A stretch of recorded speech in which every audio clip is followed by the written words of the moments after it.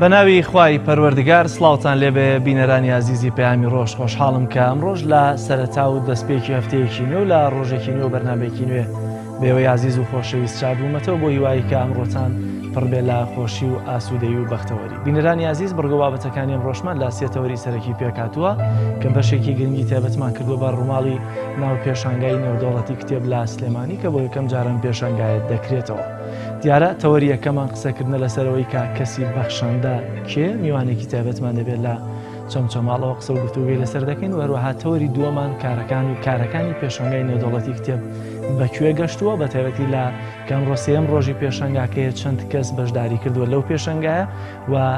وردەکاری ناو بەڕێوەچوونی پێشەنگاکە کە بڕیار وایە 10 ڕۆژ بخایەنێت. تەوەری سێمیشمان قسەکردنە لەسەر بەرهەمەکانی دکتۆر مستەفا زەڵمی کە بۆ خۆی جێگەی بایەخ و گرنگێکی تایبەتیان هەیە بە تایبەتی کە کەسایەتی مەرحوم دکتۆر مستەفا زەڵمی کە بەرهەمێکی زۆر تایبەت و جیاوازی بوو کە لە زانکۆکانی دەرەوەی وڵاتیشدا تەنانەت سوودیان لێوەردەگیرا. کەسێتەوەری سەرەکی بەرنامەکەمان دەبێت لەگەڵ زانیاری و هەواڵ و راپۆرتی تایبەت بۆ ئەوەی عزیز و خۆشەویست بۆ هیوای کە تا کۆتایی بەرنامە لەگەڵمان بمێننەوە. وەک هەمیشە دەستپێکی بەرنامەکەمان بە پێشبینی کەشوهەوای شار و شارجەکانی هەرێمی کوردستان دەست پێ دەکەین با پێکەوە بینەبین.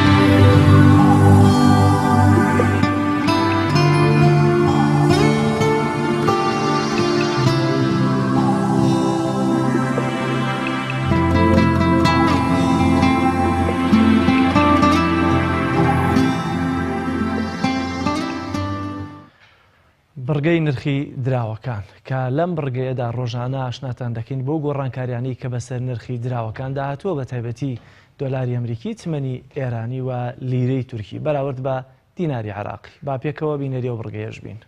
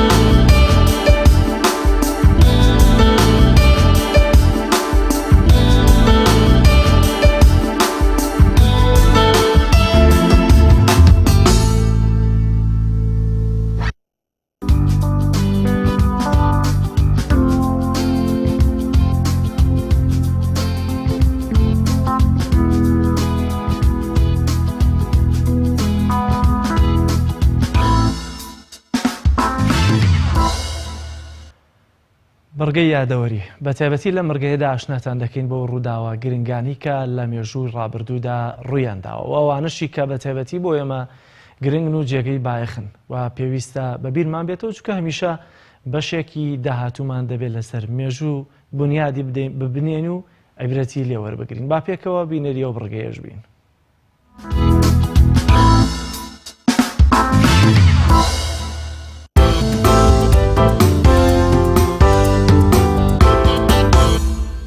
شانزەی یانزەی هەموو ساڵێک دانراوە بە ڕۆژی جیهانی لێبوردن و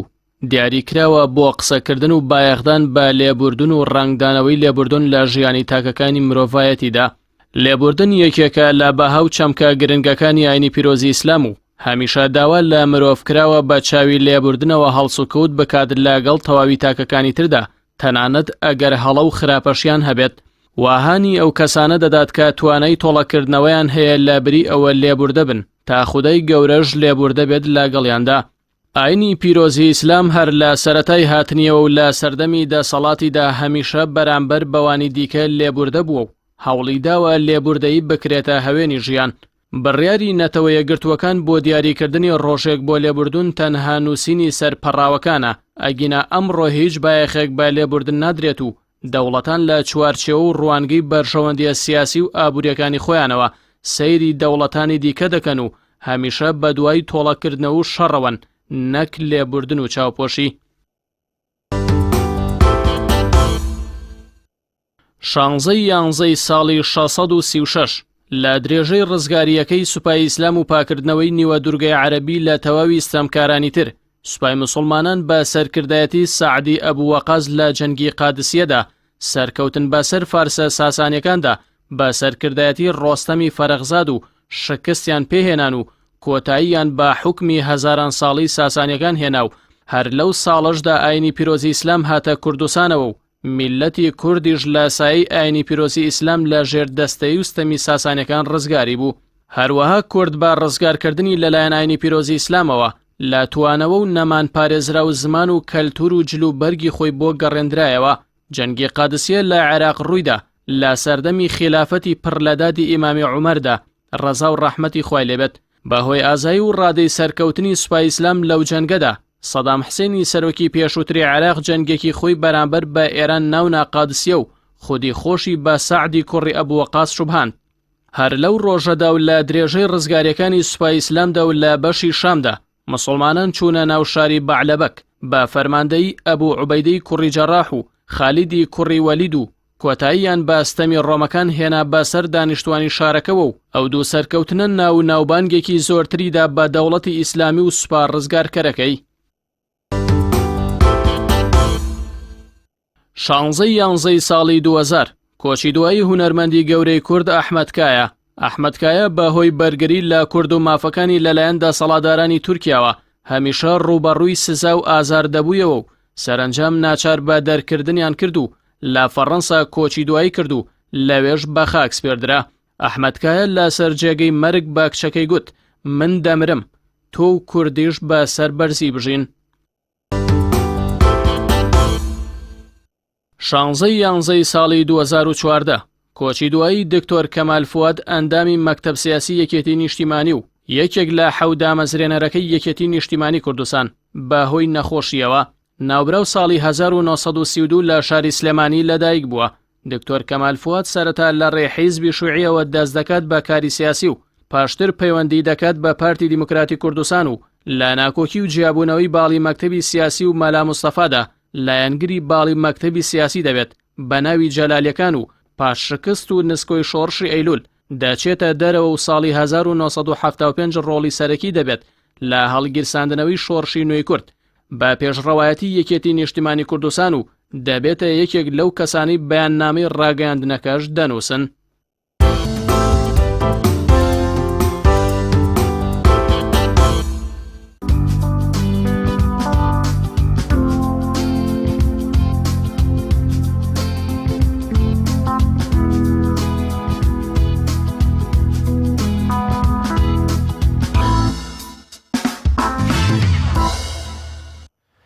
چۆن خزمەتگوزاریەکان بۆ دروستکردنی هەر گەڕەکێک و شەقامێکی نوێ پێویست و ئیلزامیە لەسەر شانی حکوومەت کە دەبێت ئەو خزمەتگوزاریانی بۆ دابین بکە لە نمونە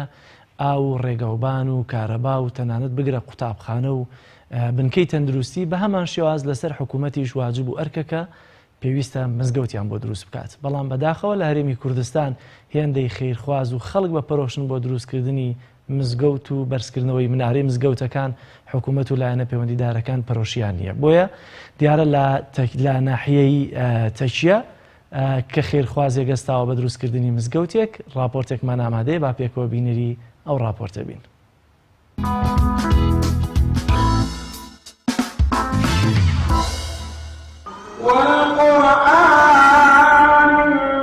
بە ئامادەبوونی ژمارەیەک بەرپرسی حیزبی و حکومی و بەرپرسی مەڵبەندی حوتی چەمچەماڵی کۆمەڵی ئیسلامی لە مەراسیمێکدا مزگەوتی ڕەحمان لە ناحیەی تەکێی سەر بە قەزای چەمچەماڵ کرایەوە. سەرپەرشتیارانی دروستکردنی مزگەوتەکەش باس لەوە دەکەن لە سەرەتایی دەستپێکی کارەکانیانەوە تا کۆتایی هاتنی کارەکانیان جگە لە خێرخوازان و سەرمایەداران و چەند کۆمپانیایەک حکوومەت و وەزارەتی ئەوقافی چاوکاریەکیان نەکردوون. دەشڵێن پێویستە وەکو فەرمانگەکانی دیکە مزگەوتەکانیش منحە و بودجەی تایبەت بە خۆیان هەبێت. هەلێەوە هەتا ئێرەخوا خێرتان بنووسێ یاخوا بە خێر بێن بەبان چاومان خزمەتی مزگەوتەکەمانەوە هیچ کەمان ناوی. زۆر مەمنونی کاک جەبار و خێرم قەسەم بەخوا مزگەوتە ئەو دوو کەسە دەسەبەر بوونە لەکردنی ئەم مزگەوتە قەی ناکەت و خێرت کردەوە من خێرم کردووە بەس دەسەبەر هەر ئەو بۆ ئەو دوانە بوونە ماڵیان ئاوا بۆی خوا خێرتان بنووسێ لەگەڵ ئەوان و ئێوەشە. ئەم مزگەوتە ڕووبەری 1750 مەترە لە سەر ئەرکی خێرخوازان دروست کراوە تقریبا 13 مانگ بە ساڵێک و مانگێک تەواومان کرد 13 مانگەکە تەواو کرا و نۆژەن کرای و سوپاس بۆ خوای گەورە و سوپاسی خێرخوازانەکەین کە زۆر هاوکارمان بوون و خەڵکی تەچێ بە تایبەتی بەس داواکاریشن لە حکوومەتی هەرێمی کوردستان هەم محنەیە شتێ دابنێ بۆ بودجێ شتێ تەرخام کا بۆ مزگەوتەکان مەسرفیان هەیە و مزگەوتەکان هەر نەبێت لەسەر ئەرکی خێرخوازان دروست کرا. لای خۆشیانەوە بانخوازانی ئیسلامی و مامۆستایانی ئاینیش دەڵێن پێویستە شان بەشانی پرۆژە خزمەتگوزارەکانی دیکە حکوومەت و لایەنە پەیوەندیدارەکان گرنگی بە دروستکردنی مزگەوتەکان بدەن. بەو پێی ئەوە ئەرکی حکوومەتە نەک هاوڵاتیان. ئاماژە بەوەش دەکەن گەر حکوومەت گرنگی بە دروستکردنی مزگەوتەکان بدات ئەوە هاوڵاتیان و خێرخوازان گرنگی بە پرۆژە خزمەتگوزارەکانی دیکەی وەک نەخۆشخانە و قوتابخانە و ڕێگەوبانەکان دەدەن. بەڕاستی کە خەڵک سوپاس بخوای پەروەردگار ڕغبەتێکی لە دروستکردنی مزگەوتەوە دلیل لەسەر ئیمان ئینەما یعمرو مەساجد الله من آمن بالله ئەوانەی کەوا مزگەوت داوادانەکەنەوە دلیل لەسەرەوەی کەوا ئەوانە باوەڕدارن. هۆکارەکە شێوەیە کە حکوومەت گرنگی بە مزگەوت نادا بەڵکو زۆر جاریش بە حەقەت ئاستەنگ دروستەکە ڕێگری دروستەکە و ڕێنمایی وا دەرەکە کە مزگەوتەکان نەکرێنەوە. بەڵێ مۆزوعی هەم لە ڕووی یارمەتیدانی حکومەت و دەستپێشخەریکردن بەڕاستی پێمان خۆشە ئێمە تەنها لە ڕێگەی خەڵکەوە نەبێت دروستکردنی مزگەوت بەڵکو حکومەتیش هاوکارمان بێت بۆی کە خەڵکیش زیاتر ئاشنا بن و دڵیان پێخۆش بێت لەوەی کە حکومەتیش هاوشێوەی خەڵک خۆی بە خەمخۆری ئیسلام دەزانێت.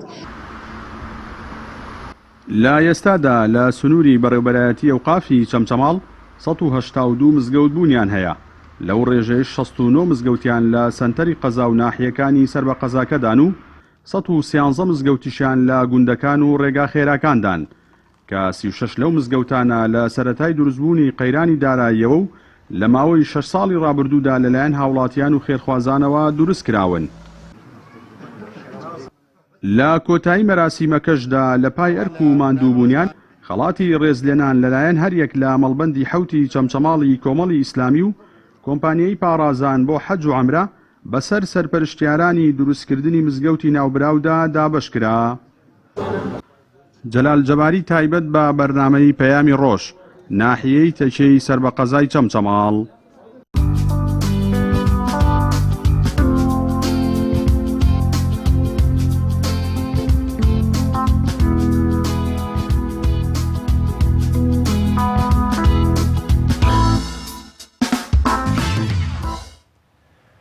کەسی بەخشندە و بەسۆز شێیە کە ئەمڕۆکە هەمومان پێویستمان بە خەڵکانی بەخشندە و بەسۆز و میهرەبان هەیە بە تایبەتی لە کۆمەڵگەی خۆمان بابزانین کێنەوانی کە بەخشندە و بەسۆزن و ئەم بەخشندەی و بەسۆزیان لە کێوە وەرگرتووە. بۆ قسەکردن لەسەر ئەم تەوەرە ڕاستەخۆ دەچمە چەمچەماڵ لەگەڵ مامۆستا ئەحمەد مامۆستای ئاینی قسە و گفتوگۆی زیاتر دەکەم. مامۆستاگیان زۆر سپاس بۆ دەرفەتە ئەگەر لێەوە دەست پێ بکەین ئایا ئێستا کەسی بەخشندە و دڵسۆز هێشتا هەرماوە لە کۆمەڵگەی کوردیدا؟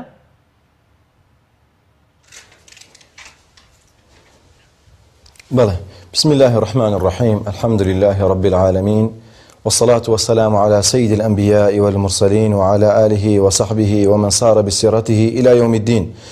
من سپاسی جنابتان كم بو أم درفتا خواهي گەورە هەموو لایەکمان مۆفەق کە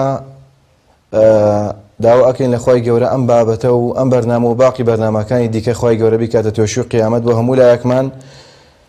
و مای سوود و ئیسیفادە بۆ تێکڕای مسلمانان. دیارە بەخشندەیی لە کۆمەلگایە یەکێکە لەو شتانەی کە زەروریەتی کۆمەلگایە و ژیان بە بێبەخشندەی و بە بێ کەسانی بەخشندە کە لە کۆمەلگایە وجودیان نەبێ ئەو کاتە حیاتی ئینسان بەڕاستی زۆر بەرەو لادان و بەرەو ناخۆشی ئەڕوا. اینجا کەسی بەخشندە ئەو کەسانن کە لە کۆمەلگایە بە ماڵیان یاخود بە نەفسیان بەخشندەیی و لێبوردنیان هەیە بەرامبەر تێکڕای خەڵک، چونکە بەخشندەیی هەر ئەوە نییە کە ئینسان بە ماڵ و سەرد و سامانی بە پارەی ببەخشێ، بەڵکو هەندێک جار بەخشندەیی و بەخشندەیی بەشێکی بە لێبوردنە. لێبوردنیش کە کەسێک هەڵەیەکی بەرامبەر ئەکا ئەم ئەچێلەی ئەبورێ ئەوە بەڕاستی ئەساسیەتی بەخشندەی ئالەوە دەست پێ دەکات. زۆر باشە. ئەوانەی کە ئەمڕۆکە لە کۆمەلگای ئێمە بەخشندە و مێهرەبانن سەرچاوەکەی لەکوێوە وەریان گرتووە و ئایا ئەگەریش سەرچاوەیەکی دەقیقی و ڕێگەی ڕابردووی خۆیان نەزانی بێت پێویستە ئەو بەخشندەی ڕاستەقینێ ئێمە لەکوێوە وەریگرین؟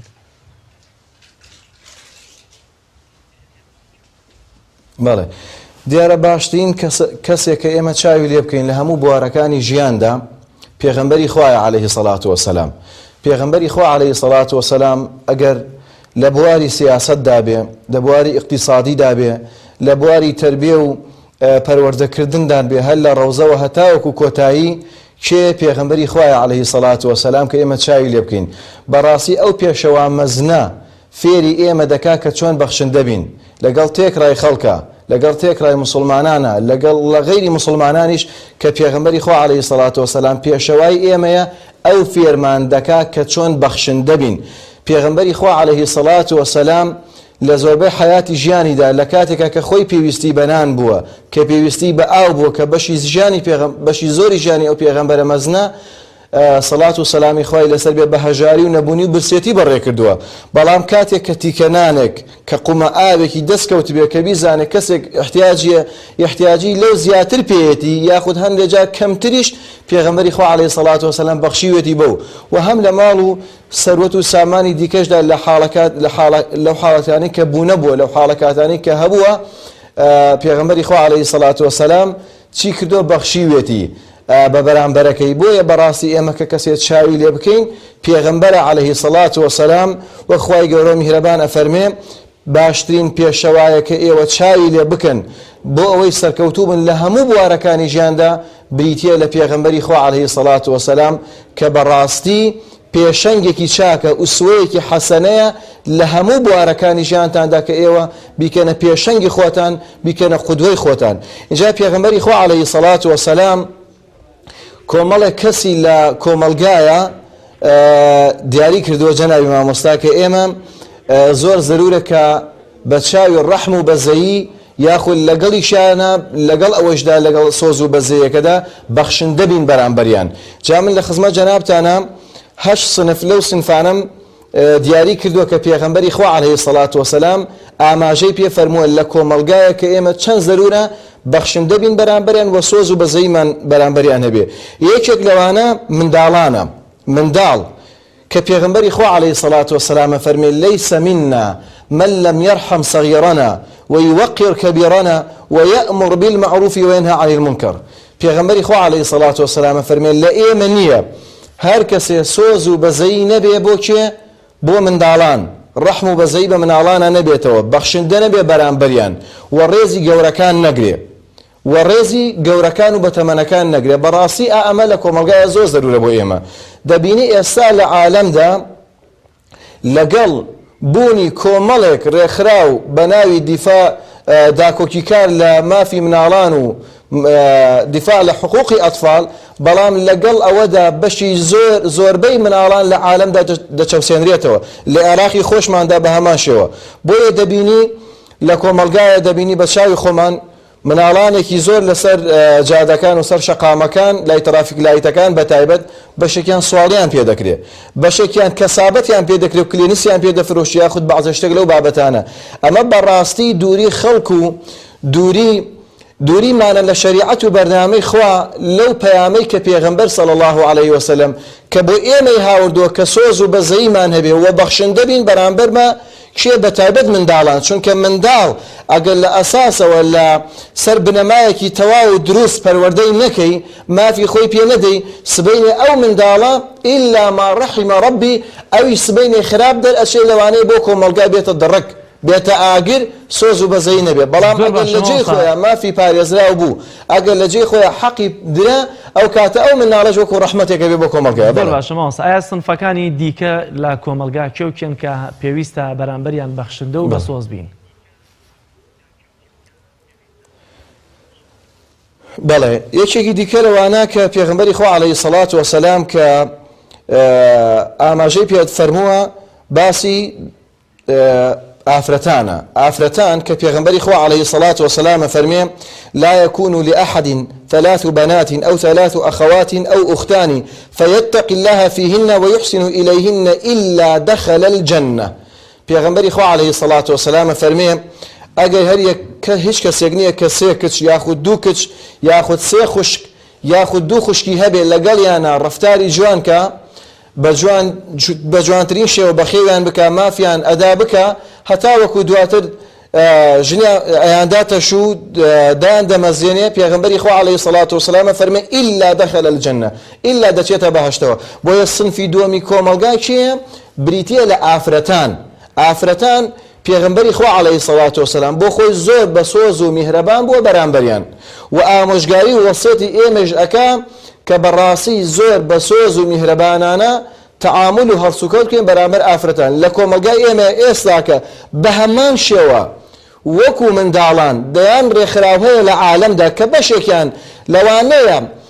تا ڕادەیەک دیفاعێکیان کرد بێ هەم لە منداڵان و هەم لە ئافرەتان و هەم لەو چین و تۆژانەی کۆمەلگا کە بە هەمان شێوە ڕێکخراو هەیە بەناوێنەوە کە داکۆکی لە مافەکانیان بکات. بەڵام دەبینی بە هەمان شێوە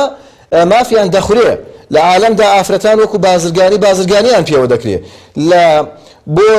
فرۆشتنی شامپۆیەک، بۆ فرۆشتنی سابوونێک، بۆ فرۆشتنی پارچە قوماشێک ئافرەتێک دەهێنرێت کە ڕیکلام بۆ ئەم قوماشە بکە، بۆ ئەم سابوونە بکە. بەڵام لە ئیسلامە ئەم ئافرەتە ماف و دیفاعکردن لێ ئەمەندە واجب و گرنگە، نەک ئەم ئافرەتە بچێ بۆ خۆی کارکە یاخود بەکار بهێنرێ بۆ پارە پەیداکردن. لەسەر پیاوان و بەخێوکەرەکەی واجبە کە بچێ حەماڵی بکە، کە بچێ کرێکاری بکە، کە بچێ بە هەموو شێوازێکی حەڵاڵ نان بۆ ئافرەتە پەیدا بکە. جا بەڕاستی ئێمە زۆر زەرورەکە بەڕاستی بەرامبەر ئافرەتان لە کۆمەلگایە. بەڵێ زۆر باش، ئەگەر بکرێت بە خێرایی سڵفەکانی دیکەش باس بکەین، چونکە کات کەمە وەشمەوێ بزانم کێ دەبێ بە سۆز و میهرەبان بێ بەرامبەر بەمانە. بەڵێ سنفی دووەم بێ باوکان، ئەمانە تەبعەن کە من جیام کردوەوە لە خزمەت جەنابتانە پێکەوە دەچینە خزمەتی، ئەمانە زەورەتی کۆمەلگان.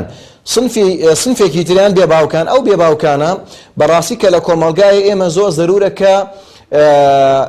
چاومان لێیان بێ، ئاگاداریان بین، مافیان بدەین. پێغەمبەری خوا عەلەیهی سەڵات وەسەلام فەرمێ هیچ کەسێک نییە کە کەفارەتی و چاودێری مناڵێکی بێ باوک بکە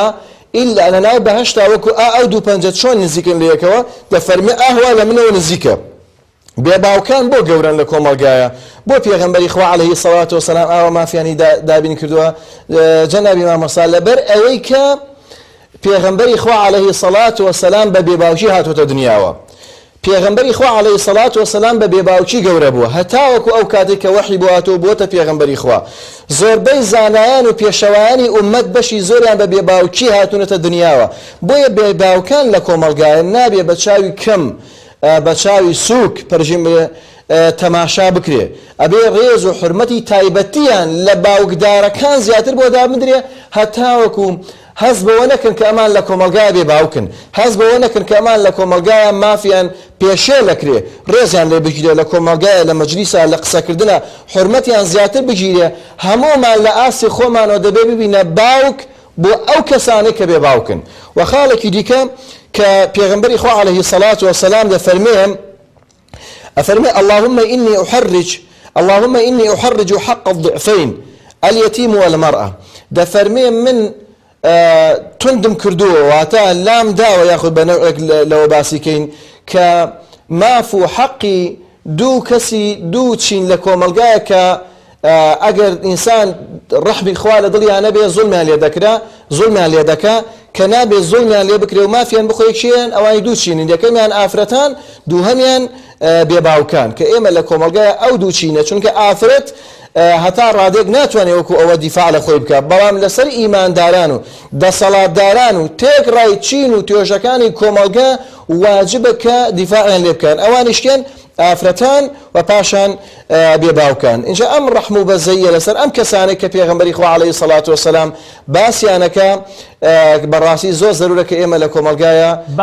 چاوماریان بێ و مافیان نەخۆین هەتاوەکو هەز بە بێنازوی بێ کەسی نەکەن ئەبێ کێ بەرامبەر بەم سنفانە یا بەگشتی دەوە ئەوانە کێن دەبێت بە ڕەحم و بە سۆز بن بە تایبەتی ئایا ئەمە شمولی هەموو تاکێک دەکا یاخود ناتەنها ئەوانەی کە دەسەڵاتیانەیە چه دەسەڵاتی حکومی چه دەسەڵاتی ناو خێزان و شەقام و گەڕەکەکان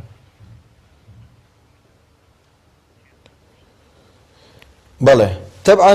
ئەمانە کە باسم کرد لە خزمەت جەنابتانە هەموو کۆمەلگا بەرپرسە لە ڕۆژی قیامەتە خوای گەورە میهرەبان لێمان ئەپرسێتەوە بەرامبەر ئەو سنفانە و باقی ئەوەکانی دیکەیش کە ئێمە بە سۆز و میهرەبانانە یاخود بەخشندە بین بەرامبەرێک طبعا ئینسان کە سۆز و ڕەحم و بەزەیی هەبێ لەگەڵەوەدا بەخشندەش دەبێ بەرامبەریان ئەوش دەگرێتە خۆی ئەمە هەموو چین و توێژەکانی کۆمەلگا و واجبە لەسەریان بەڵام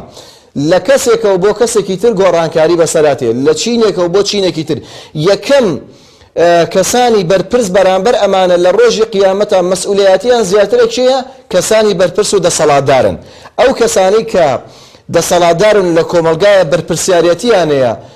وڵات بەڕێوە ئەبەن ئەمانە لە ڕۆژی قیامەتە یەک بە یەک خوای گەورە میهرەبان پرسیاریان لێ دەکا وەکو ئیمامی عومەر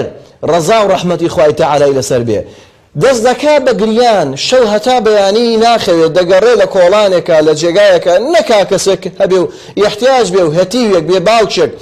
ئافرەتێک هەبێ کە عومەر ئاگا لێ نەبێ دەفەرمێ ئەگەر وشترێک لە جێگایەکە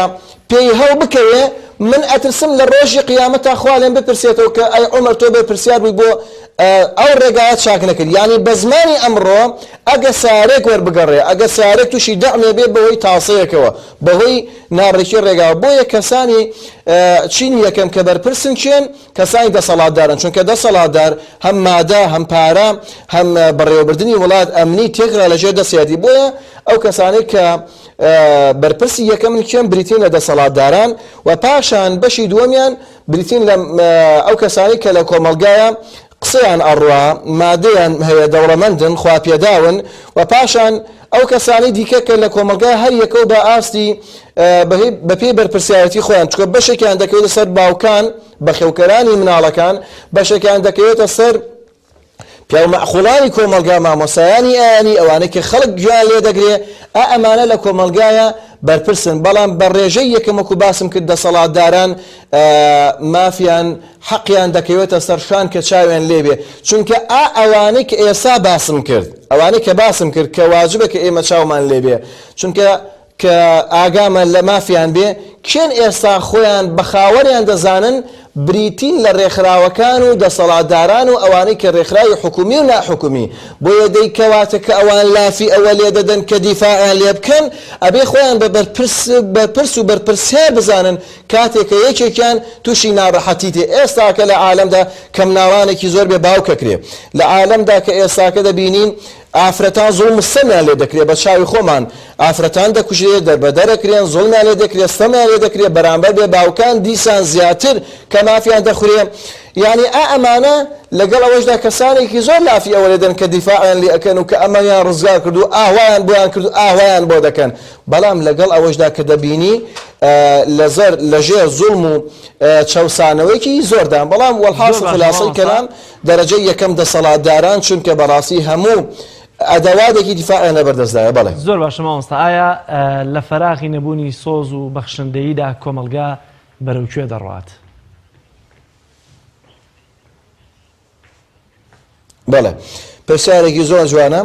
طبعا ئەگەر کۆمەلگا ڕەحم و بەزەیی سۆز و خۆشەویستی بەخشندەیی تا بەرجەستە کرا ئەو کاتە هیچ کەسێ بیر لە خراپە ناکاتەوە بەڵام کاتێک کە کۆمەلگا دوور بوو لە سۆز و بەزەیی دوور بوو لە ڕەحم و بەخشندەیی ئەو کاتە کۆمەلگا بەرەو خراپی دەڕوا. ئێستا بۆ نمونە وڵاتانی زلهێست لە وڵاتانی ئیسلامی بۆ نمونە وڵاتی خۆمان کە عێراق و کوردستان ئەگرێتەوە ئەچن لە شەڕ و شۆڕ و خراپەکاری و نەبوونی و اقتصاد نەبوونی ئەوە لە کۆمەلگایە یاخود نەبوونی عەدالەتی ئەنێنەوە ئەسبابەکانی بەرجەسە دەکەن و دروستی ئەکەن. کاتێک کە ئەمانە دروست بوو ئەو کاتە خەڵک ڕوو لە چی ئەکا؟ لەگەڵ حرمەتنا بەشێکی خەڵک ڕوو لە فەسادی دەکا. چونکە کاتێک کە لە کۆمەلگایە سۆز و بەزەیی نەبوو، کاتێک کە لە کۆمەلگایە بەخشندەیی نەبوو، ئەو کاتە ئەم منداڵە بەرەو خراپە دەڕوا، بەرەو توندوتیژی دەڕوا، بەرە ئەوە دەڕوا لە بازارە خراپە بکە، خەڵک بکوژێ، سەم بکە. و کاتێک کە نەبوونی بەوەی ئەو نەبوونی ڕەحم و بەزەییەوە کە بەشی خۆم بۆ خۆم و بەشی تۆشە خۆم کە ئەوەی لێ دروستە بێ، ئەم کەسانە چینێک لە کۆمەلگایە پڕە بێ و چینێک لە کۆمەلگایە قڕە بێ، ئەو کاتە بەشێکی لە کۆمەلگا چییە بێ؟ دەڕوا بۆ پرژیم لە ڕووجەنابتان و پاشان بینەرانی بەڕێزیش بەرەو دزی، بەرەوشی ناپاک، بەرەوشی ناڕەوە. ئەو کاتە کۆمەلگا پڕێ بێت لە خراپەکاری و خوێنڕشتن و هەموو شتانێکی وە کە چۆن ئەڵێ سەری منداڵی تیا سپی ئەبێ، کە ئێستا ئێمە لە وڵاتی خۆمانە ڕۆژانە شتیوا دەبینین و دەبیسین لە میدیاکانەوە بەڕاستی شتیوا نەبووە لە قەدیمدا. و ئێستاش بەشێکی لەو وڵاتانەی کە خراپەکاری بۆ ئێمە ئەنێنەوە ئەم شتانە نییە، بەڵام ئەو سۆز و بەزەیە لە کۆمەلگایە دادەڕنن، لە ناو تاکەکانی کۆمەلگایە، لە ناو دەسەڵاتدارانە سۆز و بەزەیی نەبێ، ڕەحم و بەزەیی نەبێ، ئەو کاتە دنیا بەرەو خراپەکاری دەڕوا. بەڵام کاتێک کە سۆز و بەزەیی هەبوو ئەو کاتە چۆن ئەڵەی دەرگال لەسەر پشت بێ بۆ خۆت لە ماڵەوە بن و کێشەت نابێ، بە شەو دەڕۆی سەفەر ئەەکەی، بە ڕۆژ دەڕۆی سەفەر ئەەکەی، فەسادی و خراپەکاری ترست نابێ. بۆیە لە سەردەمی زێڕینی سەحابە و پێغەمبەری خوایە عەلەیهی سەڵات وەسەلام، بۆ نمونە لە سەردەمی خەلیفەی ئیمانداران کە بە خەلیفەی پێنجەمی ئیمانداران حساب دەکرێت عومەری کوڕی عەبدولعەزیز، وای لێ هات هەتاوەکو کە هیچ کەسێ پێویستی بە شت نەما لە عەدالەتی ئەو پیاوە بەڕێزانە لە سۆز و بەزەییان. کۆمەلگا وای لێ هات کەس نەبوو زەکات، کەس نەبوو پارە وەربگرێ، چیان کرد؟ لەگەڵ خزمەت گوزاری بۆ مرۆڤایەتی بە تەواوەتی فەراهەمیان هێنا، حەیوانات و ئاژەڵانیان کۆ کردەوە لە جێگایەکە لە سەحرایەکە، پەرژیمە لە ڕووجەنابتە حەیارێکی گەورەیان بۆ کرد. ئەو حەیوان و ئاژەڵانەی کە لەتەرە شەقامەکان بوون کۆیانیان کردەوە لەو جێگایە کە دەبێ خزمەت بکرێن مافی ئەو ئاژەڵانەی بخورێ،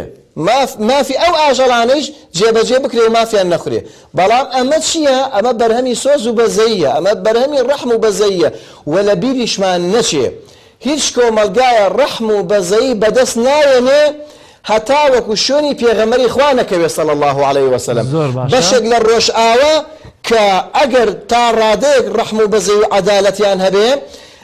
ئەگەر بەناویش و بە زمانیش نەڵێن ئەمە لە پێغەمبەرمانەوە وەرگرتووە، بەڵام لە ئەساسا لە پێغەمبەریانەوە وەرگرتووە عەلەیهی سەڵات وەسەلام کە سۆز و بەزەییان هەیە. چونکە ئەبێ بزانین جەناب مامۆستا، هەر کەسێ سۆز و بەزەیی نەبێ دڵنیا بێ چاوەڕێی سۆز و بەزەیی نەکە لە لای خۆی گەورە میهرەبان. زۆر باشە، زۆر سپاس بۆ بەڕێز مامۆستا ئەحمەد قەرەتامووری، مامۆستای ئاینی لە چەمچەماڵەوە لەگەڵمانە بووی. سپاس بۆ وتە بە پێزەکان مامۆستاییان. بینەرانی عزیز، ناوبڕێک وەردەگرم و لە تەوەری دووەم و بەرگەکانی دیکەی بەرنامەی پەیامی ڕۆژ پێتان دەگەمەوە، لەگەڵمان بمێننەوە.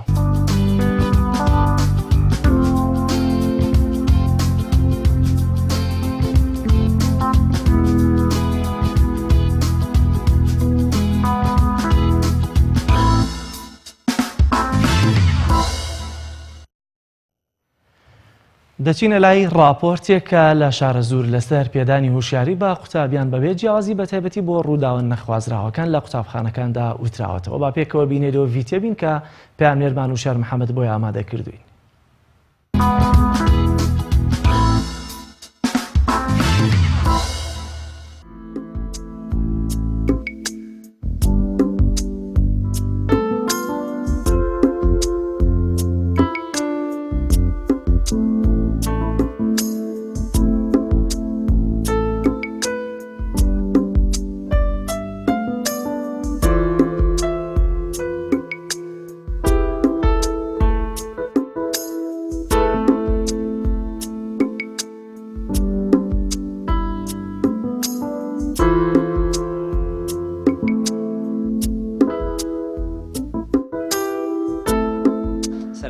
خێراتنی کەناڵەکەتانەکەم بۆ قوتابخانەکەمان قوتابخانەی دەرسینی بنەڕەتی یەکێکە لە قوتابخانەکان لە سنووری پەروەردەی شارەزور سەرەتایی دەستپێکی خوێندنی ساڵی نوێی 2019 بۆ 20 قوتابخانەکەمان هەستا بە وەرگرتنی نەمام لە قوتابیانی تازە هاتووی پۆلی یەک بە سەوزکردنی قوتابخانەکەمان خۆشبەختانە ئەنجامێکی باشی هەبوو و هاوکارێکی باشمان بەدەستێناو لەلایەن دایک و باوکی قوتابیانەوە ئەمڕۆژ چالاکیەکمانی بەڕێوەبەرەتی هاتوچۆی شارەزور هەستاون بەکردنی چالاکیەک لە ناو بینای قوتابخانەکەمانە بۆ ڕێنمایدان بە قوتابیان و چۆنێتی هاتوچۆکردن و پەڕینەوە لە شەقامەکان دەستخۆشیان لەکەین و لە ڕۆژانی ئایندەشا چالاکی ترمان بێت پشتیوان بەخوا لە ڕۆژی داهاتوو بنکەی ئاگرکوژێنەوەش دێتێت لەسەر مەترسیەکانی ئاگر و زاڵبوون بەسەر مەترسیەکانی ئاگر باسەکەین و لە قوتابخانەکەمانە لە ئەم ساڵە چەند پرۆژەیەکمان جێبەجێ کردو بە هاوکاری دەستەی کاریگەڕی قوتابخانەی دەرسیم و مامۆستایان سەرجەم لەگەڵ کەسوکاری قوتابیان هەستاوین بە کردنەوەی فرۆژگایەکە لە ساڵی 1970 بە تەنیشت توالێتی قوتابیەکانە بۆ شوێنێکی نەگونجاو بووە ئێستا گواستومانەتەوە بۆ ناو ساحەی قوتابخانەکە کە شوێنێکی گونجاو بە هاوکاری کەسوکاری قوتابی و ئامەکە هاوکاریان کردوین لە ساڵی 1970 شوێنی دەرچەی ئاوڕۆ نەبوو بۆ ئەم قوتابخانەیە ئاوێکی زۆر لە کاتی باران کۆ بۆ دەبوو گرفت بۆ هاتوچۆی قوتابیان خۆشبەختانەوەشمان چارەسەر کردووە.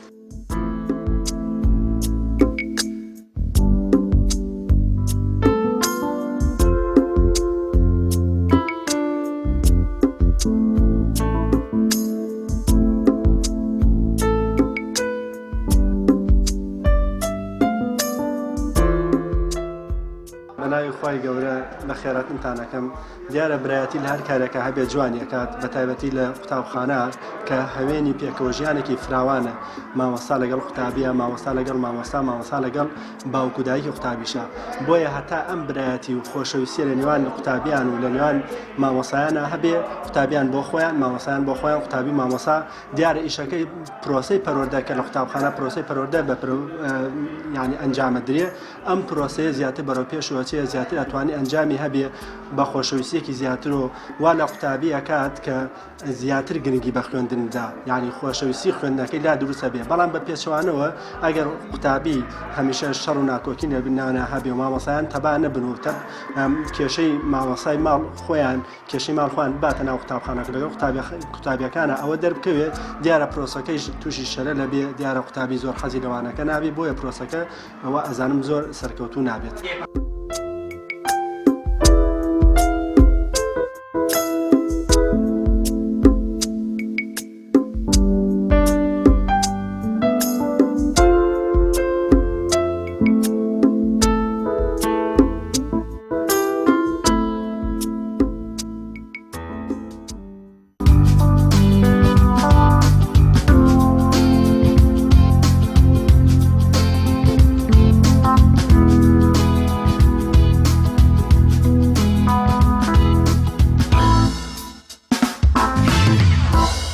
ئەمڕۆ سێمین ڕۆژی پێشەنگای نێودەوڵەتی کتێبە لە سلێمانی دیارە 185 ناوەندی چاپ و بڵاوکردنەوە لە هەم ناوخۆیی هەم بیانی بە تایبەتی وڵاتانی عەرەبی بەشدارن لەم پێشەنگایەدا وەروەها زیاتر لە 200,000 ناونیشانی کتێب لەم پێشەنگایەدا ئامادەکراوە لایەن ناوەندەکانی چاپ و بڵاوکردنەوە لە ڕۆژی یەکەمدا نزیک بە 7,000 کەس بەشداریان کردەوە دوێنێ ڕۆژی هێنی بۆ ڕێژەی بەشداریکردنی هاوڵاتیان بەرزتر بوویەوە نزیک بە 8,000 هاوڵاتی بەشداریان کردووە چاوەڕێ دەکرێت ئامارەکان ڕۆژ بە ڕۆژ زیاتر بن ئەوەی کە دیار و ڕوون و ئاشکرایە لە سێ ڕۆژی ڕابردووە بە تایبەتی لە ڕۆژانی داهاتووشدا لە ناوەندی شاری سلێمانی ئۆتۆمبیلی تایبەت لەسەر شەقامی بازنەی مەلیک مەحموود وەروە لە بەردەم باخی گشتی لە ناوەندی شاری سلێمانیدا ئامادەکراوە بۆی کە بێ بەرامبەر هاوڵاتیان بگوازنەوە لە 9.5 سەر لە بەیانی بۆ 5 ئێوارە بۆ ناو پێشانگای نێودەوڵەتی کتێب و ئەوەشی کە زیاتر دیارە و دوێنێش و ڕۆژی یەکەمی پێشانەکە بە ڕوونی ئاماژەمان پێکردەوە یەکە لە زانکۆ پەیمانگەکاندا چەندین پاسی جیاواز ئامادەکراوەی بێ بەرامبەر خوێندکاران بگوازنەوە بە ئاسانی بە تایبەتی خوێندکارانی زانکۆ پەیمانەکان زیاتر پێویستیان بە سەرچاوی زانیاری و زانستەیە دەستیان بگاتە ناو پێشانگاکە خەڵکێکی زۆر قوتابیانی زۆر لە زانکۆکانی هەولێر و دووهۆک و خەڵکێکی زۆر لە هەولێر و دووهۆکەوە بەشداری ئەم پێشانگایی کردووە و ئەمڕۆ ئێمە دوو تەوەری کۆتاییمان لە ناو پێشنگاکە دەبێت کە هاوکارم کاگڕاز لەوێ ئامادە دەبێت و قسە و گفتوگۆ و درێژەی بەرنمەکەمان لەوێەوە دەکەینەوە بەڵام لە ئێستادا گرفتێکمانەیە پێشەوەی کە بچینە لای پێشنگاکە و لای هاوکارم کاگڕاز بڕگەیەکی چەند خولەکیمانەیە تایبەتە بە فێرکاری بڕێن و درومان با پێکەوە بینەری و بڕگەیە بین پاشان دەچینەوە ناو پێشانگای نێودەوڵەتی کتێب لە سلێمانی.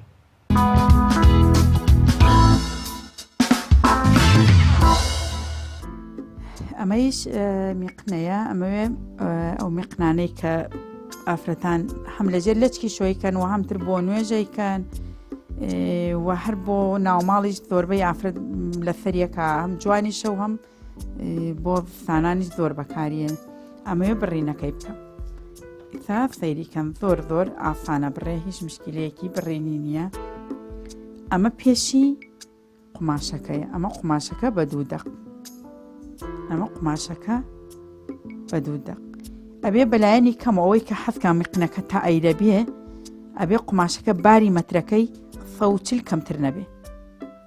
و درێژەکەیشی 75 ینی پانیەکەی 75 درێژەکەیشی 140 میقنەیەکی زۆر جوان و کەشخەی لێ دەرەچێ. ئەمە بەم شێوەیە 2 دەقم کردووە و ئیسا بڕینەکەی ئەەکەم. ئەمە خوارەوەی پێشی میقنەکەی بەم شێوەیە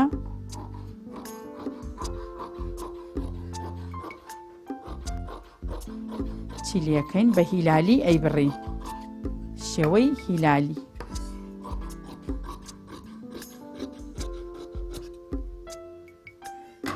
ئەمەی لێ لادەی ئەو کات بەم شێوە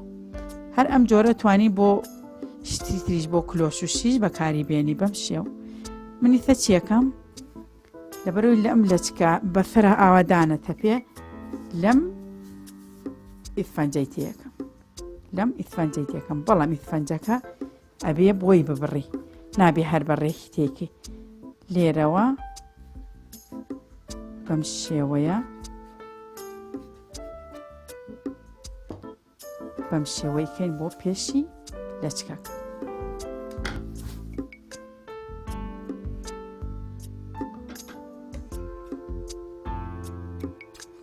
هەردووکیان دیاریەکەین لەبەرەوەی ڕێک یەک تایم دەرچێ لە کاتی دوورینە کە دەستەکەین بە دوورینەکەی.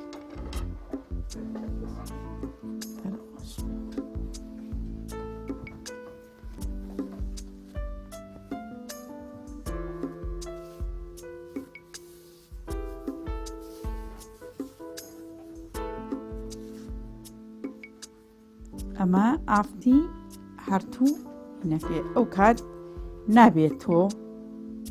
ئەم لێوە بۆ پێشەوە بەکاربێنی ئەم لێوەی کە بە ئاوای بڕێومە نابێ بۆ پێشەوە ئەبێ لێوە ڕێکەکە بۆ پێشی لەچکەکە بێ. بەم شێوە داێنین بە قیافیەک لەگەڵ ئەو دەتەی تێمان کرد بەم شێوە قەڵی پیاێنی دەکەین بە دوورینی لەچکەکە نابێلۆچی تیابێ ئەو کات لە تەرا جوانەوە.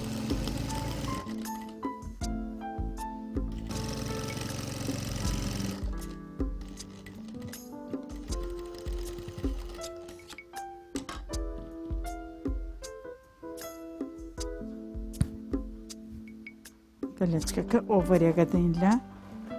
لێوی لەچکەکە.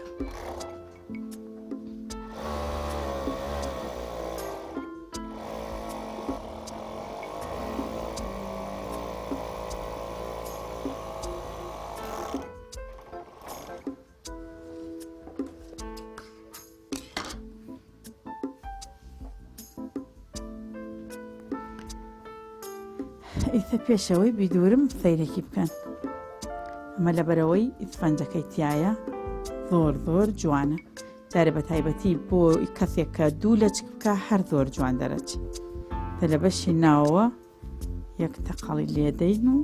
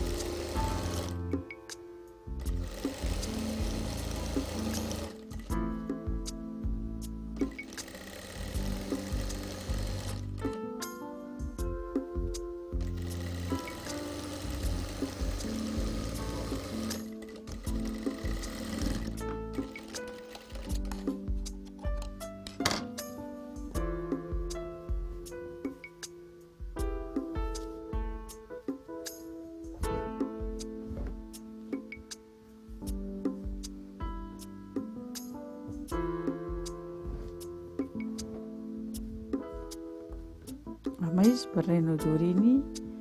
میقنە بە شێوەیەکی جوان و ئەم لەچکەیش لە تەری خۆمەیتە میقنەکەم لە ژێرەوە بەم شێوەیە بۆ دووری و ئەم ئیتفەنجە زۆر جوانە بۆ ژێری لەچک بەکاری بێنی بەس بەو مەرجەی لەگەڵ میقنەکە بێ نەک خۆی بە تەنیا بەکاری بێنی بەو شێوە تۆ جوان ناوەستێ بەس بەم شێوەیە زۆر جوانەوەستێ هیوادارم بە دڵی ئێوە بێ.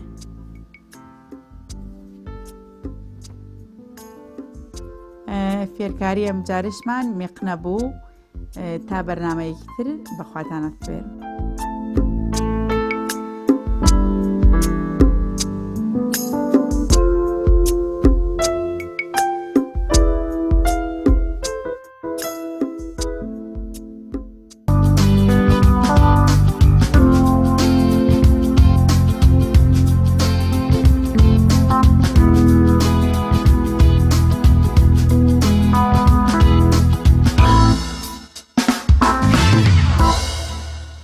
زۆر جار مشتومڕمان لەسەرەوەیە کە چۆن کاتێک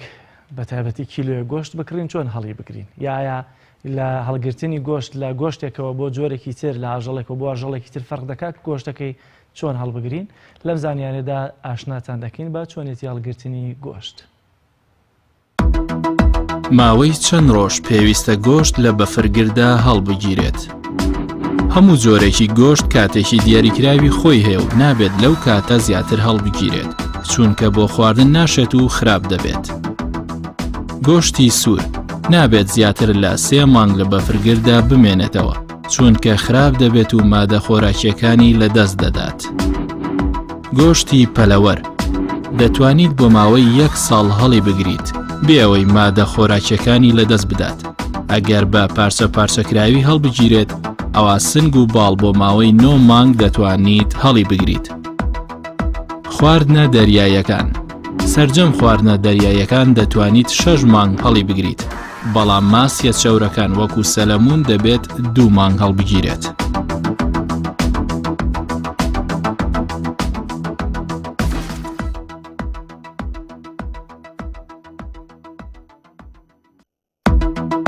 دوانزە خاڵ بۆ ڕاهێنانی منداڵەکەت لەسەر خەوتن. خۆت زوو بخەوە یان کەشی خەوتن دروست بکە لە ماڵەکەتە. فێری بکە کە منداڵ پێویستە لە پێش گەورەوە بخەوێت. ئەگەر توانیت با سیسەم و ژووری نووستنی منداڵ جیابێت. ئەنجامدانی کارەکانی پێش خەوتن وەک ددانشتن و سەرئاو. با هەمیشە کەشی خەوتن ڕاستەوخۆ خەوتنی بەدوادابێت بۆ ئەوەی منداڵ لەسەری ڕابێت. منداڵ ڕامەهێنە لەسەر خەوتنی ناوجۆلانە یان سیسەمی کارەبایی و هەزە. تاریککردنی ناوماڵ و کوژانەوەی ڕووناکی. لە هەموو حاڵەتێکدا پێویستە دایک لەسەرخۆ بێت و زاڵ بێت بەسەر دۆخەکەدا و کاتێک منداڵ دەخەوێنێت خۆی خەوی نێت و خۆی ڕابێنێت لەسەرەوەی سەعاتێک دوای منداڵەکەی بخەوێت. هەڵەیە تەنها لە تەمەنی قوتابخانەیان لە وەرزی خوێندنم کارانە بکەیت بەڵکو پێویستە هەمیشەی بێت و کاتی پشوەکانیش بگرێتەوە. ساعتێک بەر لە کاتی خەو نابێت ئایپاد و یاری ئەلکترۆنی بە منداڵ بێت. نابێت 3 ساعت پێش خەو شیرینی بخوات و گەر برسی بوو دەبێت بەرهەمەکانی شیر بخوات. ئەم نەریتانە پشتگوێ مەخە تەنانەت ئەگەر لە ماڵی کەسێک یان لە دەرەوە و ناوباخێک بوویت.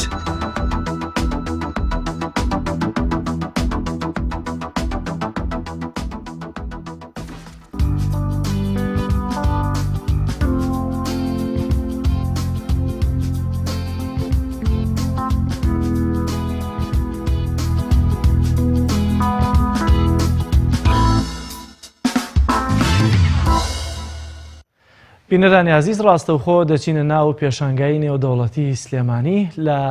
لە شاری سلێمانی کە هاوکارم کاک ڕیاز لەوێ. ڕیاز سڵاوی خوارد لێبێت. ئەگەر پێشەوەی کە بچیتە لای میوانەکەت و ناوەڕۆکی تەوەرەکەت کە قسەکردنە لەسەر بەرهەمەکانی دکتۆر مستەفا زەڵمی ئەمێ بزانم کەشوهای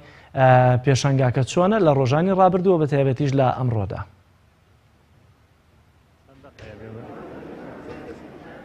سڵاوت لێبێ بەیانی تۆ و تەواوی بینەرانی بەڕێز باش بێت. من ئێستا لە نێو پێشانگای نێودەوڵەتی کتێبم. ئەمڕۆ 3مین ڕۆژی پێشانگاکەیە. لە کاتژمێر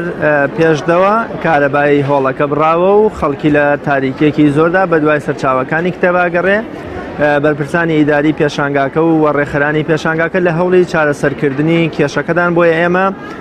تەوەری دومی بەرنامەکەمان کە قەرار بوو حاجی حەسەن ڕەحیم ڕێخەری پێشانگاکە و بەرپرسی گروپی کۆمپانیاکانی ئەتڵەزەسیل میوانی بەرنامەی پەیامی ڕۆژ بێ بۆ قسەکردن لەسەر داتا و ئامار و کار و چالاکیەکان و ڕێژەی سەردانیکردنی خوێنەران و کتێب دۆستان بۆ نێو پێشانگا بەڵام بەهۆی چارەسەرکردنی گرفتی بێکارەباییەوە نەیتوانی لای ئێمە ئامادە بێت تەوەری سێمی بەرنامەکەمان وەک جەنابیشت لەوەچێت لە پێشەکی بەرنامەکە ئاماژت پێدا بێ قسەکردن لەسەر بەرهەمە فکرەکانی مەرحوم دکتۆر مستەفا زەڵمی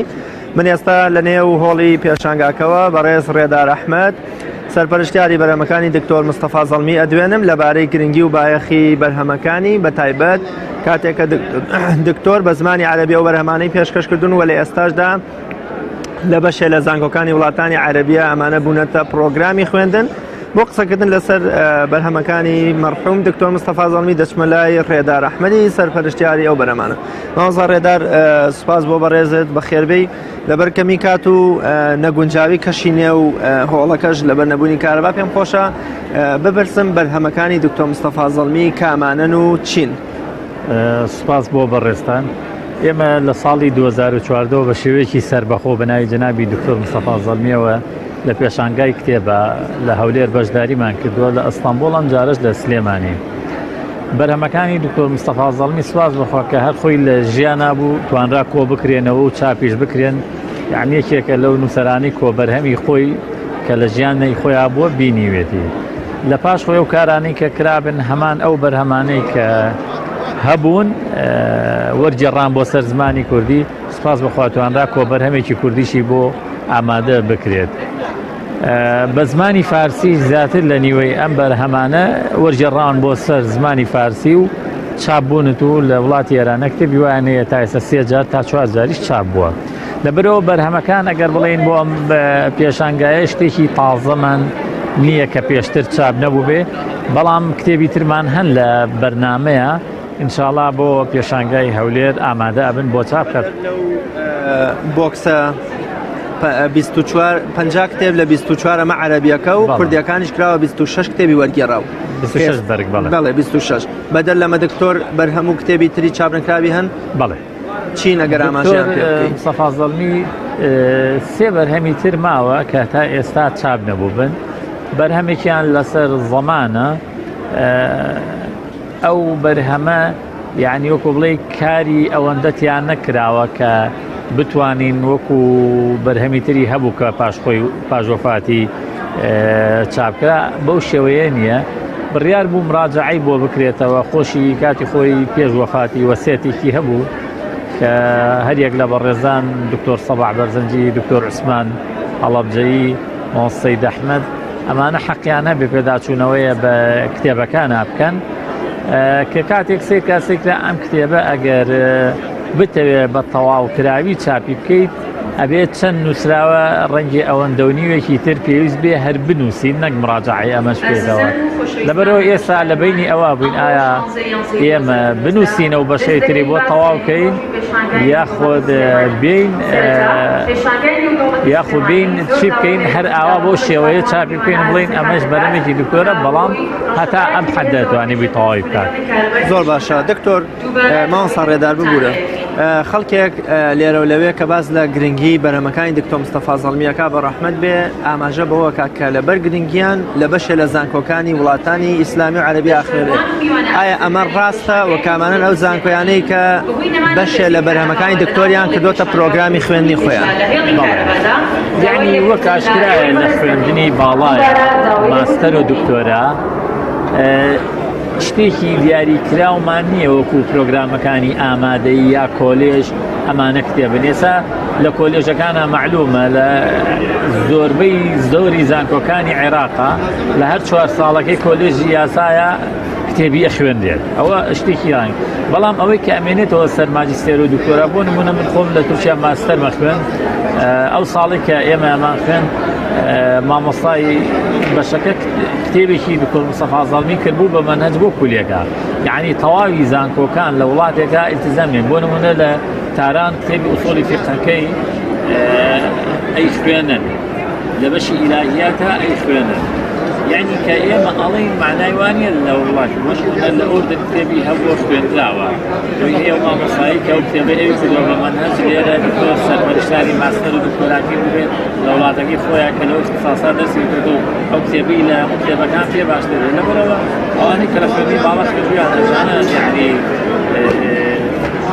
ئەو کتێبانەی کە هەڵ ئەبژێردرێن ئەکەوێتە سەر ئەو ئوستازە بەڵێ لە مالیزیا کتێبیە بۆ خوێندراوە لە یەمەن خوێندراوە لە چەندین وڵات ئاوا کتێبەکانی هەڵبژێردراون و لە خوێندنی باڵاشا خوێندراوە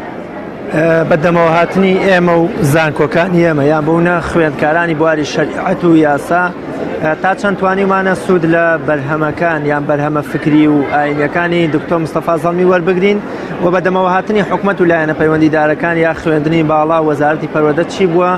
و ئەو بەرپرسایەتیە چیوە کە کەوتۆتە سەرشانیان بەرامبەر بە بەرهەمەکانی دکتۆر مستەفا زەڵمی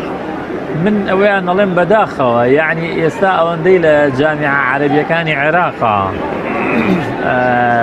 کتێبەکانی دکتۆر مستەفا زەڵمی وەکو مەنهەج سوود لێوەرەگیرێت لەوانەی هەرێما بەو شێوەیە سوود لێوەرناگیرێت ئەمە ناکاتە ئەوەی کە بڵێم لەوانەی هەرێمان نەخێت لە زۆر زانکۆ هەیە مامۆستای لێهاتوو دڵسۆزیان هەیە بەرهەمەکانی دکتۆر مستەفا زەڵمی مەنهەجە و ئێڵێنەوە ڕەنگێ بەرهەمەکانی دکتۆر مستەفا زەڵمی جیاوازێکیان هەبێت لە بەرهەمی هەندێک نووسەری تر کە لە هەندێک زانکۆی هەرێما پەنا ئەبەن بۆ خوێندنیان ئەویش لە ڕوویەکەوەیە دکتۆر مستەفا زەڵمی ئەگەر قسە لەسەر یاسا بکە ئەی بەستێتەوە بە شەریعەتەوە لەبەرە ئەو مامۆستایی کە لە کۆلێژی یاسا ئەیەوێ ئەو بابەتەی دکتۆر بڵێتەوە ئەبێ شارەزایی لە هەردوو بوارەکە هەبێ بۆی بتوانێت بە توانای بشتێ بەسەر ئەو کتێبەیە بێڵێتەوە ئەگەر مامۆستاژی لە کولی شەریعابیە کتێبێکی دکتۆر مستەفا زەڵمی هەڵ بژێرێ وەکو پرۆگرامێک بێڵێتەوە دکتۆر ئەو بابەتە شەرعیەکانیش پەیوەستی کردوونەتەوە بە یاساوە ئەبێ لە ڕووی یاساییشەوە توانای هەیە بێت بەدەر لە لایەنە ئەکادیمی و خوێندنی باڵای کوردستان و یان بۆ زانکۆکانمان لە بوارە ئاینیەکەشدا یان لە بواری فکری ئیسلامیان هێشتا بەرهەمەکانی دکتۆر مستەفا زەڵمی بە جۆرێ لە جۆرەکان نامۆن یا بە گومانەوە سەیریان نەکرێت هەتا لەلایەن موسڵمانانیشەوە بە جۆرێ لە جۆرەکان بە ترس و بە لەرزەوە بەرهەمی دکتۆر مستەفا زەڵمی یا فتوا و بۆ چوونە شەڕیەکانی باز دەکرێت و دەخوێنرێتەوە ئەمە هۆکاری ئەمە بۆ چیە گەڕێتەوە بەستمەوەیە ئایا دکتۆر مستەفا زەڵمی قسەی بە شتێک بردووە کە لەوە 50-100 ساڵی تر خەڵک پێی پێبا یا هۆکاری ئەم ترس و لەرز و بە گومان سەیرکردنەی بەرهەمەکانی بۆ چیە گەڕێت ئێمە سەیری کۆمەڵگا بکەین کایی ئاینەکەی بگری هەر کایەکی تر بگری جۆرێک لە دابەشکاری هەیە جۆرێک لە ئاراستەی فکری هەیە بەداخەوە ئاراستە فکریەکان هەر یەکێک تەنها کۆمەڵێک شتی کردووە بە مەرجع بۆ خۆی و بۆ ئەوانە ئەگەڕێتەوە بەرهەمەکانی دکتۆر مستەفا زەڵمی ڕەنجە کابرایەکی کە ئاراستەیەکی سەلەفی هەبێ لای قبوڵ نەبێت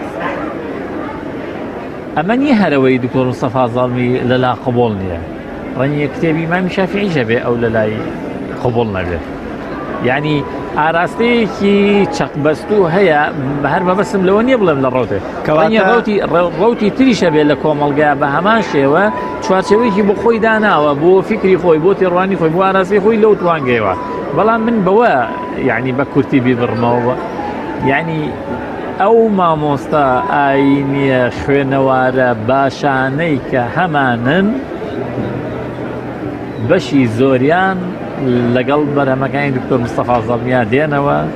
سوودیان لێبینیوە چ لە وتاریان نابێت چ لە فتواکانیان نابێت چ لە هەر بوارێکی تر کە پەیوەنددار بێ بەوە سوودمەند بوون لیان و ژمارەشیان زۆر زۆرە یعنی ئێمە لە بەرەوەی ڕوو لە ئێمەکەن و زیاتر ئێمە دیدار و چاوپێکەوتنمانەبێ لەگەڵیانە ئەزانین کە ژمارێکی زۆرە نەگەر لێرە لە ڕۆژهەڵاتی کوردستان نەگەرێرە ئێستا لە باکووری کوردستانی کە ئێمە خۆشبەختانە یەکەم کتێبی دکتۆر مستەفا زەڵمی کە لەسەر کوشتنی مرتد بوو وەرمانگەڕاوە بەسەر کورمانجی سەرو بۆ بادینی چاپمان کردووە بۆ ئەو شوێنانەی کە ناتوان سۆرانی بخوێنەوە یا عەرەبی شارەزانین بەرنامەی دومیشمان دوای ئەوەیە ئەیان خەینە سەر پیتی لاتینی بۆ باکووری کوردستانی لەگەڵ دەستگا و دامەزراوەی ئەوەیە لە ڕێکەوتنان کە بەرهەمەکان بەشی زۆریان وا لێ بکەین هیچ نەبێت لانی یەکەم بە کرمانجی هەر ئێستا لە تورکیا مامۆستایەکی زانکۆ خەریکی کتێبێکە لەسەر دکتۆر مستەفا زەڵمی عنی بە بەردەوام لەگەڵ ئێمە پەیوەندی هەیە بۆی بەو سەرچاوانەی کە هەن لە بەردەسا هەر لە تورکیا ئەوە بۆ بە دوو ماجی سێ ماجی سێ بەس لە تورکیا لەسەر بەرەمەکانی بخوێنێ جگە لە شوێنانی تر یعنی جوڵە هەیە بەزی تر بتەوێت زانایەک پێش سەردەمەکەی خۆی کەوتبێت هەموو خەڵکی سەردەمەکەی بتوانن ئیسیعابی هەندێک لە بیر و بۆچوونەکانی لە سەردەمەکەی خۆیان بکەن یعنی ئەو زۆر نەیتوانی و پێشیان کەوێت. دۆزینەوەی چارەسەر لە ژینگەی کوردستانە بۆ نمونە دکتۆر مستەفا زەڵمی یەکێکە لەو زانایانەی مادەم وەکوڵێ نەخۆشی و دەردەکە هی کوردستانە با چارەسەر و دەرمانەکەژە لە کوردستانە بێ واتە نەگەڕاوەتەوە یا پەیوەست نەبووە بە بۆچوون و فتوا و تێگەشتنی زانایەکەوە کەوا هەم لە ڕووی جوگرافیاوە لە کوردستان زۆر دوورە هەم لە ڕووی مێژووەوە لەوەچێ 1000 ساڵ 500 ساڵ 400 ساڵ هی بەر لە ئێستەیە ئەمە تا چەند وای کردووە کە بەرهەمەکانی دکتۆر مستەفا زەڵمی بە زیندوێتی بمێننەوە وە کاریگەری و ئەهمیەتێکی زۆریشانە بێت لە چارەسەرکردنی کێشەکان بە تایبەت کێشەی میرات و تەلاق و ئەحواڵ شەخسی زۆر شتی دیکە کە دکتۆر مستەفا زەڵمی پەنجەی خستوونەتە سەر. لە ڕاستیە دکتۆر مستەفا زەڵمی بۆچوونێکی هەیە خەڵک هاتووە ئەو بۆچوونە بە شێوەیەکی تر بە کۆمەڵگا بە شێوەیەکی گشتی فرۆشراوەتەوە وتراوەتەوە پێی کە خراپ کردێتەوە ئەوی شەوێ دکتۆر مستەفا زەڵمی دژی مەزهەبە دکتۆر مستەفا زەڵمی دژی مەزهەبە ئەمە وێنای خەڵکە یا لە ڕاستیە دکتۆر وابوو ئەجا من بۆ ئەوەی کە بۆچوونی دروستی دکتۆر لەو ڕۆوە زۆر شتی تریش ئەگەر ویستان نمونەی تریژیان دکتۆر مستەفا زەڵمی دژی ئەوە نییە ئەو خەڵکە بەگشتی شوێنکەوتەی هەر مەزهەبێک بێ ئیتر ئیمامی شافیعیە لێرە ڕێزی هەیە و لەسەر سەری هەمومانە دکتۆر مستەفا زەڵمی ئەڵێ من خەفەت لەوە ئەخۆم زانایەکی گەورەی وەکو مامۆستا مەلا عەبدولکەریمی مودەڕڕێز کە ئیمامی شافیعی بە ڕەحمەت بێت 52 ساڵ تەمەنی کردووە لە سەردەمی ئەوە 4 عیلەمە بووە مامۆستای مودەڕڕیز تەمەنێکی درێژی هەبوو ڕەنگە زیاتر لەوەی کە هەر ئیمامی شافیعی ژیاوە ئەم تەدریسی کردووە دەرسی وتوێتەوە لە سەردەمی ئەمە 12 عیلم هەبووە کە وتوێتەوە ئەڵێ من لەگەڵ ئەوانیم عالمێکی ئاوا گەورە کە خەڵکی بۆ پرسیارێکی شەرعی ئەگەڕێتەوە بۆ لای بگەڕێتەوە بۆ کتێبێکی تحفەیە کتێبێکیان فقه بڵێ وەڵا فڵانە ئیمام واڵێ ئەڵێ ئێمە سەرچاوە ڕئیسەکەمان ون نەکەین بۆ عولەمای گەورەمان کولەما کە گەیشتونەتە مەرتەبەیەک قورئان و بۆ سنەت بۆ فەرمودەکان حکومەکە خۆیان ئیستینتاجکەن بڕێن بۆ ئەقوالی عولەما خۆیان لەوێ ئیستینتاجکەن بۆ کۆمەڵگا نەک وەکو هەر کەسێکی خوێنەوە با ڕۆشتی بۆ لای پرسیارێکی شەرعیدا بوو گەڕایەوە لە مەکتەبەکەی کتێبێکی دەرێنا و لە لاپەڕەوەنا جوابەکەیتەوە بۆ تۆ ئیشی عالم ئەمە نییە ئیشی عالم ئەوەیە ئیستینباطی ئەحکامەکان بکە ئینتاجێکی هەبێت ئاجینا بۆ خەڵکی عەوام ئەڵێ واجبە خەڵک شوێنکەوتەی مەزهەب بێت بۆ خەڵکی عەوام واجبە چونکە نازانێ ئەگەر ڕێشێک نەبێت ڕێگەی بۆ دانێ بڵێ تۆ ئاوا بکە و ئاوا و ئاوا خۆی ناتوانێت ئەمە بکە لەبەرەوە ئەوەی کە ئەوترێ نەخێ دکتۆر مستەفا زەڵمی زۆر لەگەڵ مەزهەبە بۆ عامی خەڵک بەڵام لەگەڵ ئەوانە بۆ عولەمای گەورە وەکو خەڵکێکی عام بگەڕێتەوە بۆی شتێکی تری زۆر جارە وترێت ڕەنگی ئەندێ جار بوترێت دکتۆر مستەفا زەڵمی بەپێی بۆچوونەکانی بێ دژی تەسەووفە زانایانێ خەڵکانێکی زۆری متەسەووف هەبن بەم قسەیە خۆیان نەهاتبن کتێبەکانی دکتۆر یا گوێ لە دکتۆر خۆی بگرن هەڵوێستیان بەرامبەریشی وەرگرتە بێت بڵێن وەڵا دکتۆر مستەفا زەڵمی ئەڵێ ئیسلام یعنی تەسەووف عنی لە کاروانی ژیان مامە قسەی خۆیەتی بەڵام لە کاروانیشان باز لە شێخانێکەکە کە ستەمکار بوون و ماڵی خەڵکیان خواردووە ئەڵێ ئیسلام یعنی تەسەووف بەس تەسەووف خۆی پێناسەی ئیسلامە بێ بۆ تەسەووف چی ئەڵێ یعنی تۆ لایەنی ڕۆحیت بەقوەتر بکەی لە لایەنی مادی لایەنی خۆشویستنت بۆ قیامەت زیاترکەی لەلایەنی خۆشویستنت بۆ دنیا ئەجینا کاتێک دکتۆر مستەفا زەڵمی فەقێ ئەبێت و ئەڕوات ئەخوێنێ ئەگاتە لای شێخانی نجار ئەبینێ شێخانێکی سەرڕاست و دنیا نەویست و خەڵکانێکی ڕۆحین ئەڵێ ئیمامی عومەرم بیرکەوتەوە چونکە چوو بووم ماڵەکەی شێخ خۆی خزمەتێکەکەدم لێم پرسیوتم کاکە بێ زەحمە شێخ لەکوێوتی شێخ ئەوەتام لە خزمەتتام یعنی شتەکان وا ئاخرێنەوە بەر چاوی کۆمەڵگا کە خەڵک هەڵوێست لە بەرامبەر دکتۆر لە کاتێکا دکتۆر نەخێڵڵێ ساڕێدار خەڵکانێک کە پێشڕەوایەتی ڕقی شخصی و دژمنایەتی خۆیان لەگەڵ دکتۆرە ئاکەن بە ڕەحمەت بێ ئەیانەوێ بە بیانوو یا بە تۆمەتی عەقڵگەرایی و ئیعتیزال و بە جۆرێ لە جۆرەکان قورئانی بوون و ڕەتکردنەوەی فەرموودە بدەنە پاڵ دکتۆر مستەفا زەڵمی. ئایا دکتۆر بە مانای کەلیمە قورئانی بووە و فەرموودەی ڕەت کردوتەوە یان کاریگەر بۆ بە بیری معتەزیلە و عەقڵی کردوتە حاکم بەسەر نەقڵە یان بۆ منە تێگەشتنی جەنابەت کاتێکە وان بۆ دەیەک زیاتر لە خزمەتیا بوویت و سەرپەرشتی کارەکانی شەکەی و بەشە لە کتێبە عەرەبیەکانیشت کردوتە بە کوردی. تێڕوانینی دکتۆر بۆ قورئانی بوون و فەرموودە یا بۆ ئیعتیزال و عەقڵگەرایی و ڕەتکردنەوەی نەقڵێکەوە لەگەڵ عەقڵانە گونجێ چۆنی بووە؟ لە ڕاستیە یعنی ئەگەر عالمێک لە مەجای فقه ئیشی کرد ئوسولی بوو ناتوانێت قورئانی بێت، یعنی هەر طبیعەتی ئیشەکە وایە ناتوانێت قورئانی بێت. بۆ تۆ یعنی ئەگەر بتەوێت لەم بابەتە تێبگەی بگەڕێتەوە بۆ کتێبی ئوسولی فقهی دکتۆر بزانین دکتۆر مستەفا زەڵمی چۆن باسی مەسادیری ئەحکامەکە چۆن باسی ئیستنباطی ئەحکامەکانی مە لە قورئانەوە لە فەرموودەوە نەک هەرەوە ئەگەڕێنەوە بۆ ئەقوالی عولەما ئەگەڕێنەوە بۆ کۆمەڵی شتی تری جگەلەوە لەبەرەوە ئەوەی کە ئەڵێن قورئانی بوون دیسان ئەوەش هەر قسەیەکە وەکو قسەی بابەتی تەسەووفەکە و وەکو بابەتی مەزەبەکە بە دیوێکی ترا بە ڕای گشتی کۆمەلگای ئەفرۆشنەوە. ئەجینا دکتۆر مستەفا زەڵمی بە هیچ شێوەیەک قورئانی بوون نەبووە. زۆر ڤیدۆشمان هەیە کە ئەڵێت هەر شتێک هاتە بەردەمت بە گومانەوە سەیری بکە. قەولەکەی ئیمامی غەزالی هێنێتەوە من لەم یەشک لەم یەنظر ومن لەم یەنظر لەم یەبصر، ئەڵێت جگە لە قورئان و سنە، جگە لە قورئان و فەرموودە هەر شتێکی ترا بوو. بەڵام دکتۆر مستەفا زەڵمی لەوەیانە ڕەئی هەیە ئەڵێ قورئانی پیرۆز دەستورە، فەرموودە کە دێنی ئیستنباطی لێکین ئەو حکمەی کە ئەمانەی لە فەرموودە ئەبێ ئەسڵەکە لە دەستورەکەی ئێمەیە هەبێ کە قورئانە لەبەر ڕۆشنایی ئەوە ئیستنباط بکەین. ئەوەی بەلاوە ڕاست نییە تۆ بێی بە فەرموودە ئایەت نەسخ بکەیت. ئەوەی پێڕەوانیە دکتۆر مستەفا زەڵمی بڵێ وەڵا ئەم ئایەتە سەد و ئەوەندە ئایەتی پێش خۆی پێ نەسخ بووە.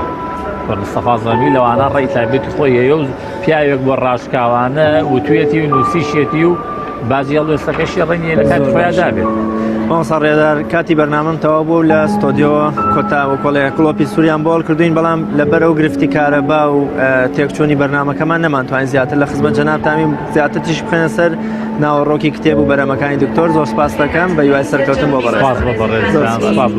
بەڵێ جەلال دێمەوە لای بەڕێزت من لە نێو پێشانگای کتێبەوە دێمەوە ستۆدیۆ بۆ لای جەنابتان دووبارە سپاس. زۆر سپاس بۆ تۆ ڕیاز لەگەڵ هاوکارت لەگەڵ میوانەکەت سپاس بۆ هەردووکتان کە ئەم تەوەرەی بەرنامەتان پێشکەش کردین.